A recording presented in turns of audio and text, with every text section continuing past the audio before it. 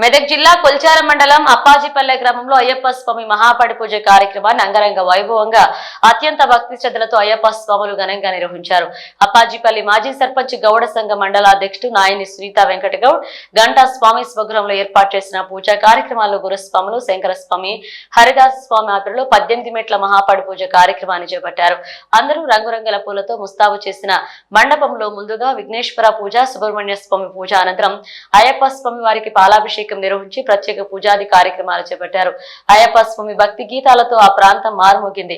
ఈ సందర్భంగా స్వామి వారికి అభిషేకం, ప్రత్యేక పూజలు చేసి 18 మెట్లతో జ్యోతి వెలిగించి మహాపడి పూజ చేశారు. ఈ కార్యక్రమంలో అయ్యప్ప స్వాములు, గ్రామ ప్రజలు, భక్తులు పాల్గొన్నారు.